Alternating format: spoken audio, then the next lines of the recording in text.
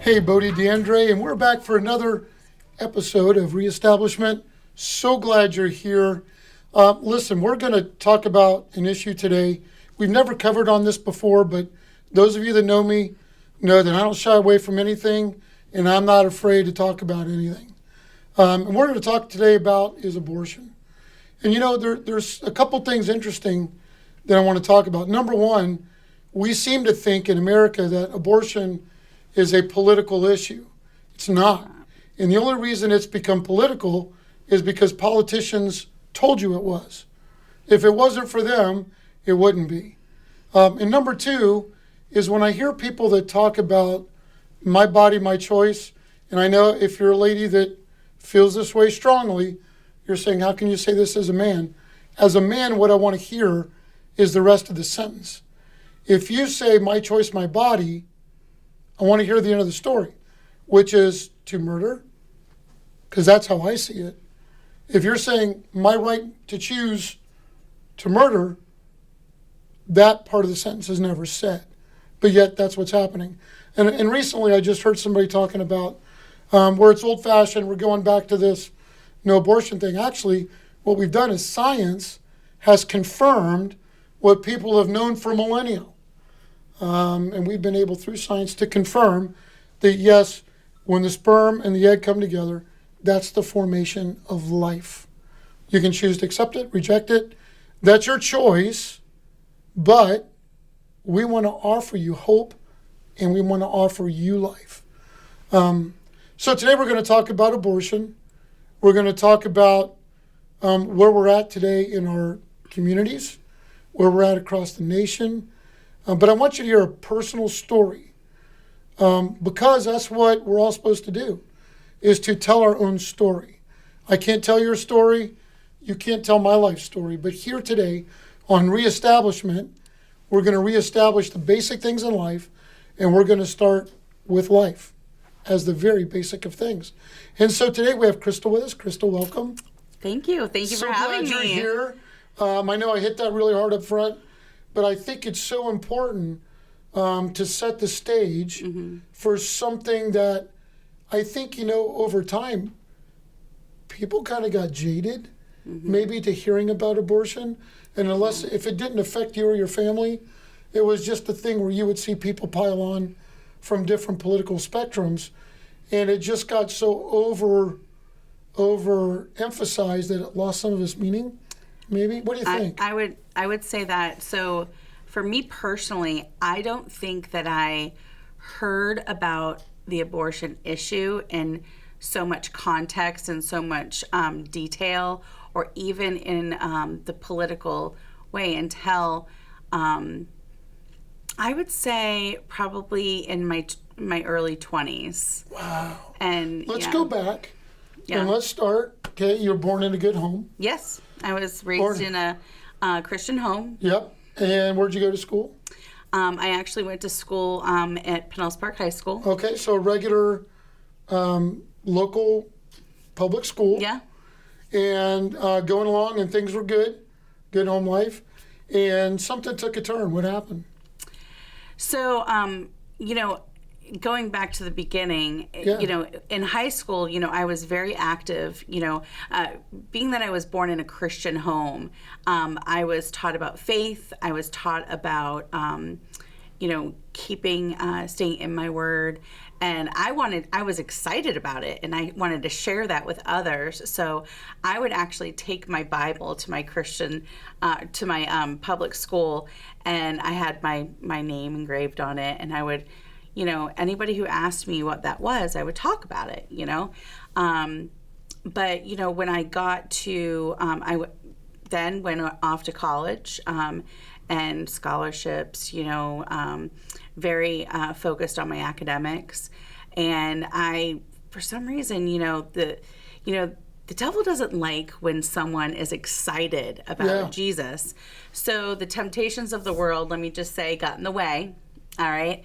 And I found myself falling away from the Lord when I was in college. So, what were you studying? What was your major? So I was a business major. I also was working full time. I was very ambitious. So I was working full time, paying for college. I was also, probably, 5 classes every semester. Yeah. So, and I was very focused. I was actually a partner in an employment agency back in the 90s. I don't know if you remember employment agencies, but, I was really, really focused on doing good for myself, and spending time with Jesus became less and less a priority. So, yeah. Yeah, and then what year was it when you find yourself that you're... So it was around the late 90s, and I was right before my 21st birthday. I was 20 years old, and I had found myself faced with a situation that was really identifying if I was going to stand up for Jesus, Right. or if I was going to make some decisions for myself. And faced with that decision of the unplanned pregnancy I was in, I chose to, in my words, fix my problems and have an abortion. But now, 5 years prior to this, you would have never considered that. I considered myself pro-life. Right. I even, in my decision I was making, I was saying, well, my goodness, like, I'm pro-life. How can I choose to do this? But faced with the decision, I was like, Yeah. it was not a decision I was making. Do you have any support? I did, actually. I didn't have the support from the father of the baby. Actually, the father of the baby wanted to have the child. So in my situation, you hear, the father of the baby actually influenced the woman to have an abortion. I was the exact opposite. He was very distraught afterwards. Still to this day, I don't know where this person is. And, Right. I want to apologize to him for having an abortion. I mean, I thought that the decision to have an abortion was going to fix everything. I was going to finish school. I was going to keep my scholarships. I was going to keep my position in my profession. And immediately after, the choice did not do any of that. Let me ask you a couple of questions. How far along were you? You know what? I probably can say today that I don't even know. Okay. I don't even know what the law was then. I know that I went here locally. It was a clinic here in Clearwater. And I know that I was within the time that I could be. I know that even back then, it was like, I need to make a decision fast because I only have a specific window. Did your parents know? Yes. They did know. Yes. And when you made this decision, what was there a final deciding factor? So I want to say that, my mother, she did know. She was not for it. Right. But once I decided to, she was very compassionate. She was not going to let me go through it alone. So she did go with me. And, to the very last moment, I know that she prayed for me. I know that the deciding factor for me was, in hindsight, like reflecting back, I was selfish. I mean, honestly, Bodie, I was selfish. I didn't want anything to stop me from my trajectory that I was going on. Were you, or do you believe you were given adequate options? No, and you know what? I didn't mean to fire you up there. No, I want to say, like, Yeah. I was, it was the option of, I was given no like bedside manner counseling, or was there any? I want to say there was a moment where in there you felt like the woman was like, this is your final chance. Right. But getting through the layers of doors to go back out, it was point of no return. It was the point of no return. And now, did your friends at school know? Nobody knew, but that was part of your thought process. Was if I take care of this quickly, I get back on track. Yeah. And nobody will know, and absolutely. I'll just carry on. I think my brothers knew, only because they were there, right. To support me, not support me, but come alongside of me, yep. and yep. with no judgment, to show me love after. But they're also my younger brothers too. Right. Which was, yeah. So there's a process to get to this point. Yes. And then once you have the abortion, there's a process mm-hmm. afterwards. Absolutely. And that one is the one that is just as difficult because it lasts longer, I think. I've never been in this situation. Yes. So, but in reading your bio mm-hmm. and trying to understand mm-hmm.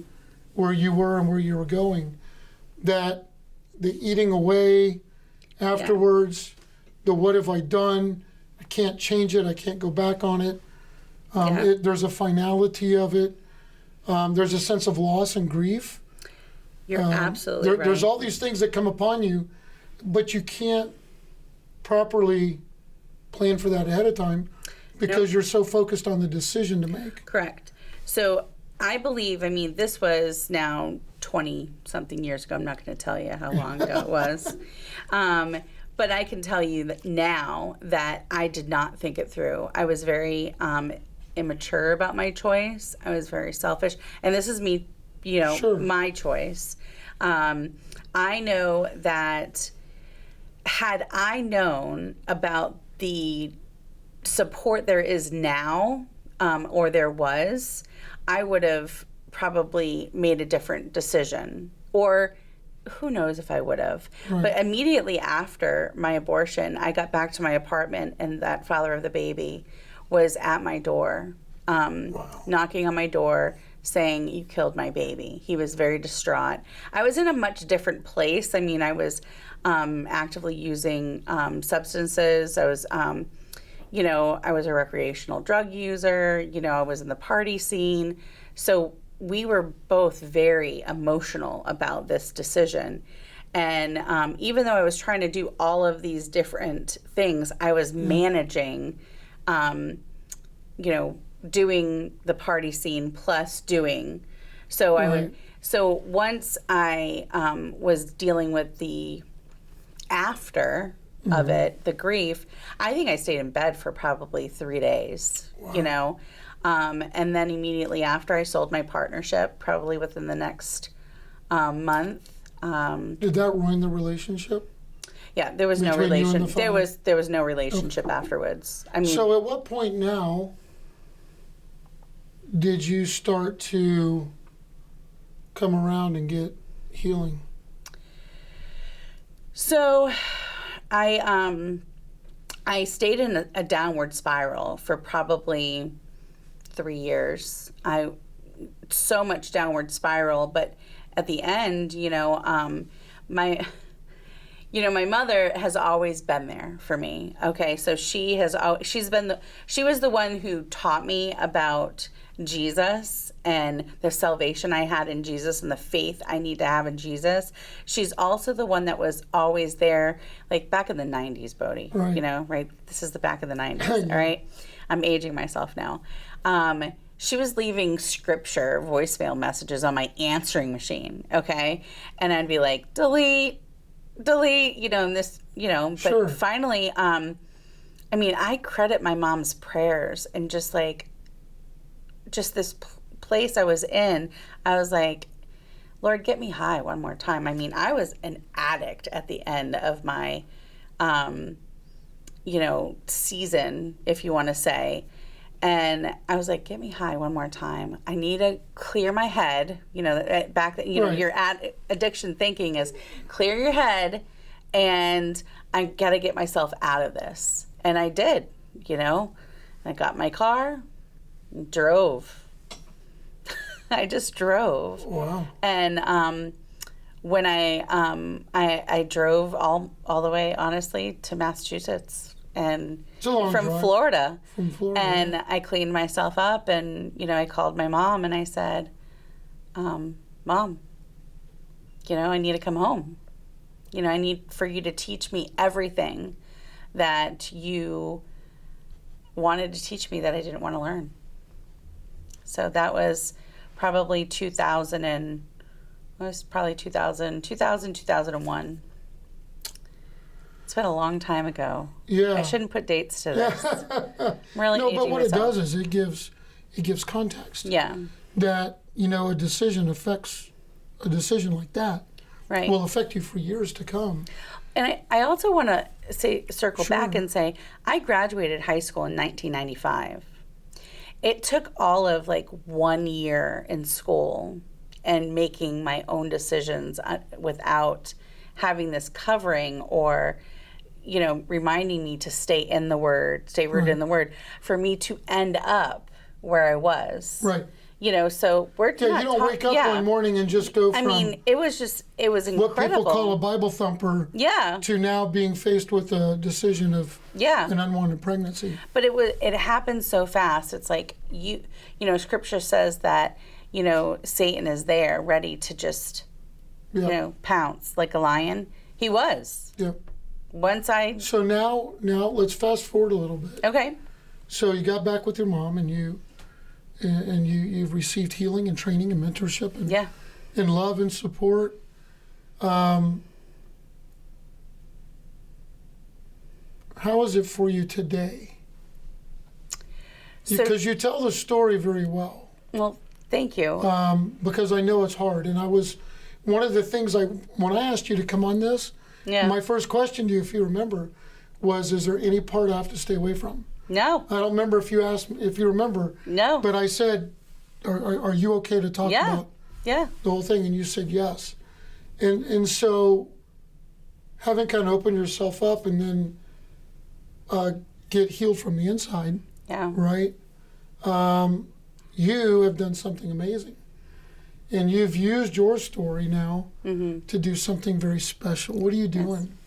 So currently I actually work for an organization, a pro-life organization called New Life Solutions. And we have in a Woman's Place medical clinic, which is actually there for women right here locally. Actually, that's part of what I want to talk about today is that had my church been talking about, back then it was called the Pregnancy Center of Pinellas County, now called a Woman's Place Medical Clinic, I don't know if I wouldn't have known to just go to that clinic. It's been, ever since I was young, you know, in high school, it's always said free pregnancy tests right outside of it. And we give free pregnancy tests for anyone who thinks that they're pregnant. So that organization now helps women like I was in unplanned pregnancies who don't really know. We're there to educate women, and that's what I needed back then. Is I needed someone to educate me and say, like, this is what parenting looks like, this is what placing for adoption looks like, and this is what the truth of abortion is. So whatever decision you make, and that's what we say, whatever decision you make, we're there for you. Parenting, we're going to walk with you through the whole pregnancy. You know, if you think that you can't afford it, if you think that your trauma in your past is going to affect you of being a great parent, if you think that you don't have the support person you need, we're going to show you that, you know, you do. Right. You know, through hope, through education. And you start this in high school? Some of the education that you do? So we do. So we actually have a More to Life youth development program that goes into actually elementary, middle, and high school. So in elementary school, we actually teach about conflict resolution. Okay. Because you know what? If a student doesn't know how to have simple conflict resolution and healthy relationships, it's hard for them to say no to temptation. Good. Yeah. And you also work with, if somebody wants to, maybe they're torn between having the baby or having an abortion, but there's also adoption. Yes. And I know you guys work with a couple adoption agencies. So we do. We work with several adoption agencies in the area, and those adoption agencies actually will meet a woman within an hour at our clinic to help them walk through the process. So has this been, because this is not what you went to college for, right? No. Well, I would say that I probably use a lot of the skills that I learned in school, but that's not like, I was looking. But this has become a calling for you. Yes. So my job today is actually I'm the director of advancement for New Life Solutions, and I get a chance to talk to anybody who would listen about what we're doing, so we can make sure that we're not the best kept secret, that we know, the community knows about our free resources, both at the clinics. Now, at the clinics, what we're offering, not just the free pregnancy tests, but we're also offering the education that's earning the mom's diapers and wipes and car seats and, baby supplies and all this stuff, mental health counseling, to work in tandem with our services. And also, we're doing things like free STD testing and STI testing and well women, before a woman gets pregnant, and they can come to us and receive like the support services they need. We have an array of resources that we can share with a woman on anything from financial help to mental health assistance. Just if somebody needs a grief support group, we have those resources on hand, and we have a live document that we fill with the resources. So it's like a one-stop shop, Nice. So And it's free. everything we do is free. And, that last choice of abortion, and something that I received was free post-abortion grief recovery support. Yep. And Bodie, that's actually where I received the most assistance. So I actually came on staff 12 weeks after my son was born. Now, with my first pregnancy, I did choose to have an abortion. However, with my second pregnancy, I became a client of A Woman's Place, and I went through all of the support services. So you know what you're talking about. Oh, I know what I'm talking about. I know that when I came there, even being someone who had came back to the Lord and was serving within my church, when I found out I was pregnant, I said, "Oh my gosh, I need to go have an abortion, because this child that I'm going to have inside of me is going to know that, it's like the devil plays tricks on you. Am I going to be a good mom? Is this going to affect my pregnancy? Is this pregnancy going to be okay?" So I became a client because I was vulnerable to my past choices. So I went through all of the services. I received a boatload of diapers, wipes. I got a crib, a car seat. I learned how to swaddle. I was like, oh my gosh, what am I going to do? I learned how to have the best baby on the block. I'm sure that's not the class that they have anymore. But right now, we actually have about 125 different educational classes that we offer. I saw the sheet through recently. links or through. I took a tour. Yeah. And I saw the sheet. They handed it, and I said, "Wow, there's a lot to get." But what I was getting to is that when I actually came on staff 12 weeks postpartum, and I went through Passages of Hope because I was on staff and I needed to know about the resource we offered. And I was 6 months as a mom. Right. Doing the tasks of being a mom, diapers, feeding, clothing, put the baby to bed, wash the baby. And I was not connecting with my son. And it wasn't until I went through Passages of Hope did I realize. So this has been cathartic for you Yeah. as well. on your journey. And you know, a lot of times you don't want to go through trials, but when you do, God uses it to help others. And knowing you, I can see how you've really grown on the other side. There's a couple other things I want to talk about if I can. Yeah. And that is new to me, is the abortion pill reversal that a lot of people don't know about. No. And I wasn't aware of it myself till recently, that if someone has taken the morning after pill or the abortion pill, I mean, So that yes. there is a potential for a reversal. Yeah, so right now, there's different states that have different laws, particularly here in the state of Florida, our 6-week abortion ban. So if a woman is past 6 weeks, they're not allowed to get a surgical abortion. So they're finding the abortion pills in the clinic, online, through telehealth. But if the abortion pill is actually a 2-pill regimen. So you take the first pill, it destabilizes the pregnancy by cutting off nutrients to the baby, so it stops the growth. But if a woman, before she takes the second pill, which puts the body into contractions and expels the fetus, if she has a time where she's like, oh my goodness, what did I do? She can actually come to us. She can find us through online search engine searches through option line abortionpillreversal.com. And Never heard of that. Abortionpillreversal.com.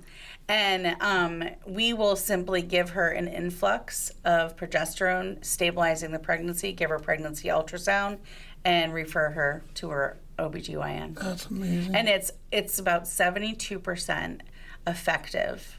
It depends on how fast you come to the clinic after you've So the bottom line is, it's time. Is number one, nobody under any circumstance has to walk this alone. Right. Number one, you don't have to. There are resources out there. And number two, even if you think you've made a final decision, if you check yourself quickly enough, there may be a way to reverse that. Yes. And so we want people to know New Life Solutions is a great organization. I've been aware of them for years. They do great things. There's a 501c3 component to it, so if you want to donate, you're more than welcome to donate as a charitable organization. But thank you for coming on today. You're welcome. And giving your story. Again, nobody can tell your story but you. Yeah. And I believe that because of you, lives have been saved and spared. Right. And there's a lot of other women and men out there that need passages of hope so they can feel like they're forgiven and set free. Yeah, and thanks for mentioning the men too. That's important. And it is important.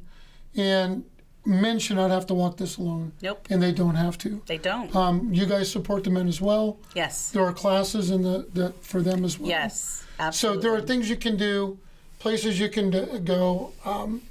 Please, we were not created to be beings by ourselves. God created Eve to be with Adam. He invented communion so that we all come together. You don't have to walk this road alone. That's right. Thank you for being with us today. You're welcome. Thanks for having me. I love it. It's been a joy. I appreciate it. Hey, thank you for joining us today on Reestablishment. I know for some folks this may have been a difficult subject. Some of you may have turned it off earlier and didn't want to, and then kind of kick back in. Yeah. But we can't put our head in the sand. This is where we're at in the world. This is where we're at in our country. And we need to confront this. And we need to offer people hope. We need to care and love most of all. But the greatest of these is love. That's right. And that's where it all starts and finishes. Thank you for joining us. We'll see you on the next Reestablishment. Raise your hands up. Raise them up. Reestablishment. Leave not incomplete. With Kingdom Business Network, your business becomes a beacon of hope and transformation, contributing to a legacy of global impact. Join us at Kingdom Business Network and be a part of a movement that transcends borders and industries. Discover how you can join today at kingdombusinessnetwork.com. Start your local chapter today.